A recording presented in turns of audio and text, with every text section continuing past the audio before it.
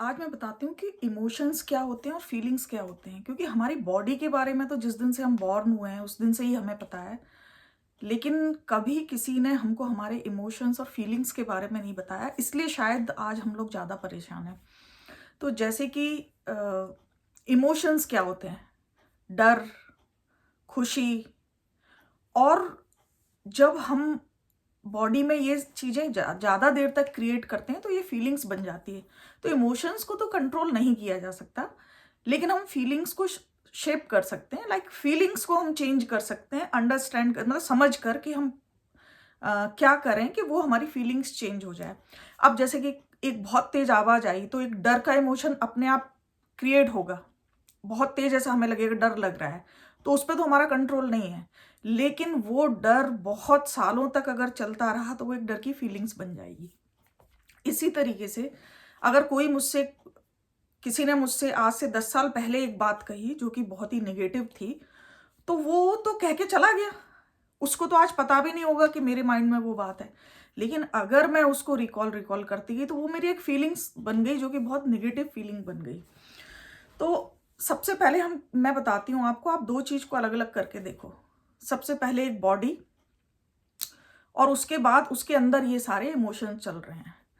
और ये सारे इमोशंस हमारी बॉडी पे इफ़ेक्ट करते हैं। अगर किसी ने आपको बोला कि आप बहुत अच्छे हो, तो आप बड़ा अच्छा एक क्रिएट होगा, अ, एक फीलिंग क्रिएट होगी। लेकिन दूसरी तरफ किसी ने अगर बुरा बोला तो वही फीलिंग्स एक बुरी फीलिंग क्रिएट हो जाएगी और आप उसके लिए 100 लाइनें नेगेटिविटी की करने लगोगे। तो क्वेश्चन ये है कि क्या हमारे पास ऐसा कुछ है कि हमारी वो 100 लाइनें क्रिएट ना हो? क्योंकि आफ्टर ऑल जिसने एक लाइन बुरी कहनी है या अच्छी कहनी है वो तो कह के चला गया, लेकिन लॉन्ग टर्म इफेक्ट हमारी बॉडी पर हो रहा है उस बात का। तो उसके लिए हम क्या कर सकते हैं? तो इसको मैं आप ना एक मैं मेरी ही कहानी से आपको बताती हूँ कि लाइक कब मैंने ये सोचा कि मुझे ये जानना चाहिए। तो मैं जब यहाँ पर आई, मैं यूएस आई, तो मेरे साथ मेरा छोटा बेटा था 6 महीने का, और मैं कम से कम 1 साल से इंडिया में थी। तो एक बहुत ही डिप्रेसिंग माहौल, एक आप लोगों को पता ही है इन लॉज का एक अलग ही बिहेवियर। अब चलो इतनी अच्छी जगह आने के बाद वो कचड़ा मेरे माइंड में सारा कुछ था कि इन्होंने ये कहा, और जो भी बातें हुई वो सब थी। तो उस एक पीसफुल घर में आने के बाद भी, जहाँ पर सिर्फ मैं, मेरा बच्चा थे और मेरे हस्बैंड थे, तो मुझे बस वही मुझे क्या होता था कि मुझे बस अ, एक वही क्रिएट कर, क्योंकि मैं क्रिएट ही वो करती थी, वो चीज़ याद करी और उसके बाद उसको क्रिएट किया जो कि आधे घंटे तक चला। तो वहाँ से आने के बाद भी मुझे एक पीसफुल नहीं लग रहा था।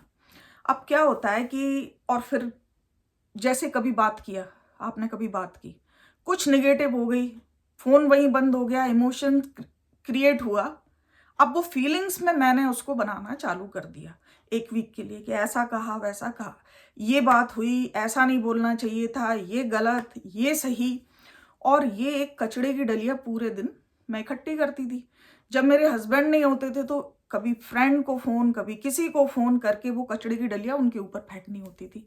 अब क्या होता है, जो लोग आपके बहुत अपने होते हैं ना, वो भी, मैंने जो ऑब्ज़र्व किया था कि मैं जब इतनी नेगेटिव बातें करती थी तो कई बार कुछ लोगों को लगता था हटो बचो, क्योंकि वो कचड़ा ही डलना है सिर पे, कुछ पॉजिटिव नहीं है तो नेगेटिव चीज़ें ही आपको डालना, और आपको लगता है कि आपकी फीलिंग अच्छी हो रही है अगर आप किसी को बता दोगे। और शाम का वेट ये होता था कि वो कचड़े की डलिया मुझे मेरे हस्बैंड के ऊपर फेंकनी है। तो इस तरीके से किस तरीके से मैं वहां से कंट्रोल हो रही थी, इतने डिस्टेंस होने के बावजूद मेरा कंट्रोलिंग चल रही थी कहीं और से।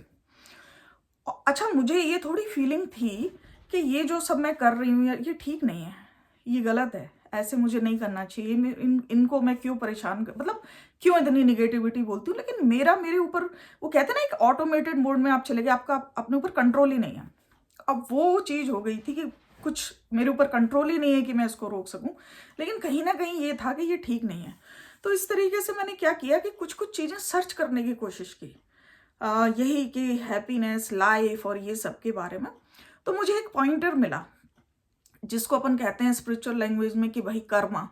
अब उस कर्मा के कॉन्सेप्ट से कम मुझे एक ये प्रैक्टिकल चीज मिली, कि हर किसी का कर्मा अलग अलग होता है। लाइक जिस इंसान ने अपने बेटे के लिए इतने साल किया, उसका कर्मा उसके साथ अलग है और मेरे साथ अलग है। जो भी कुछ होगा बुरा या भला जिस वजह से मेरे साथ होता है, तो उस थर्ड पार्टी को इन्वॉल्व करने की जरूरत ही नहीं। मैं क्यों उसको परेशान कर रही हूँ? एक कचड़े की डलिया वो ढकेल रहे हैं, एक कचड़े की डलिया मैं ढकेल रही हूँ सिर पे, और दोनों तरफ से नेगेटिविटी चल रही है। तो उसी दिन मैंने ये डिसाइड किया कि हो सकता है भाई मेरा ही कुछ कर्मा वाला उसको सेट करते हैं, और उस दिन से मैंने ये डिसाइड किया कि इस बारे में अब मैं कोई बात नहीं करूंगी। ऐसे लोग जो भी नेगेटिविटी फैलाते हैं उनके बारे में अब मुझे कोई बात नहीं करनी है।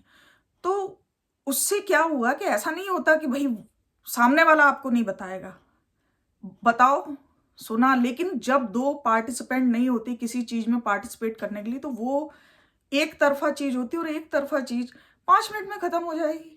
5 मिनट में वो सारी बातें खत्म हो जाएंगी अगर आपका कोई रिएक्शन नहीं है। जो भी बताना है सुन लोगे, आप कुछ रिएक्शन नहीं करोगे, तो धीरे धीरे वो टाइमिंग जो था, जो आधा आधा एक एक घंटे हम बेमतलब की बात करते थे, वो 5 मिनट में सेट हो गया। बता दिया, सुन लिया, मुझे कोई रिएक्शन नहीं करना।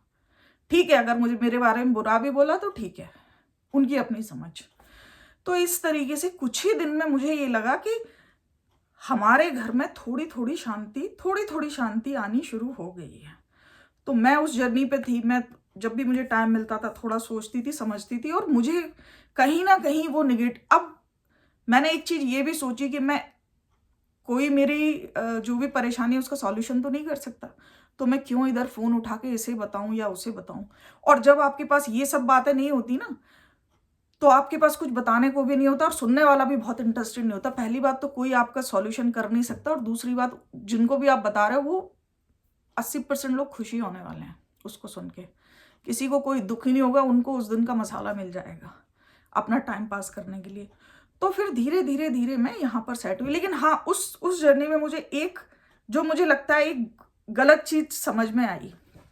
वो गलत चीज ये थी, मतलब उसमें ये भी बताया गया कि अगर आप किसी इंसान के साथ अच्छा करोगे तो वो अच्छा हो जाएगा, वो फिर आपके साथ अच्छा हो जाएगा।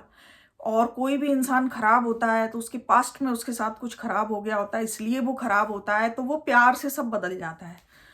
तो ठीक है, मैं उस चीज पे मैंने चलने की कोशिश की, लेकिन उस जर्नी पे चलने के बाद भी 10 साल बाद, पूरे 10 साल कंप्लीट करने के बाद मुझे ये समझ में आया, जो इंसान जैसा है वो वैसा ही रहेगा। जो टॉक्सिक है वो टॉक्सिक ही रहेगा, चाहे आप उसको प्यार दो, चाहे आप कुछ भी करो, और आप किसी को चेंज नहीं कर सकते। और अगर मैं इस एवज में इस वजह से कुछ कर रही हूँ कि ये बदल जाएगा फिर मुझे प्यार करेगा, तो यहाँ पर मैं फिर एक मिस्टेक में ही थी, क्योंकि कितना भी करने के बाद वो एक्सपेक्टेशन पूरी नहीं हो रही थी, और लग रहा था यार ये सब क्या है। लेकिन वो चीज़ कहीं ना कहीं मुझे तो आज ये समझ में आ गया है 10 साल बाद, कि जो लोग जैसे हैं वो वैसे ही रहेंगे। टॉक्सिक आदमी को आप कभी चेंज नहीं कर सकते। तो सिर्फ कर क्या सकते हो, आप अपनी एक्सपेक्टेशन खत्म कर दो। आप ये सोचना खत्म कर दो कि वो ऐसा कभी कहेगा। अगर वो अच्छा भी कह रहा है तो खुश होने की जरूरत नहीं है, वो बुरा कह रहा है तो बुरा तो 90% कहना ही है। अच्छाई में भी कुछ ना कुछ एक स्वार्थ हो सकता है जिस वजह से अच्छाई की जाए। तो एक चीज मुझे मेरी लाइफ के लिए अच्छी मिली, वो कर्मा वाली चीज सोच के मैंने थर्ड पार्टी को गायब कर दिया। थर्ड पार्टी मीन्स मेरे हस्बैंड, उनको इस झंझट और उसमें हटाना बंद कर दिया, अपनी बातों में बताना बंद कर दिया, या कहना बंद कर दिया कि ऐसा ऐसा। और तो वो मेरे लिए हेल्पफुल था। लेकिन ये जो दूसरी बात सिखाई गई, प्यार से आप सबको बदल सकते हो, बिल्कुल झूठ बात निकली। और 10 साल बाद मैं इस कंक्लूजन पे पहुंच गई, एक्सपेक्टेशन मुझे अपनी खत्म करनी है। हाँ, मुझे जो करना है मुझे करना है, मैं अपनी खुशी के लिए किसी के लिए कुछ कर रही हूँ, लेकिन ये सोच के करना कि मैं प्यार से इनको बदल दूंगी, तो कोई नहीं बदल सकता।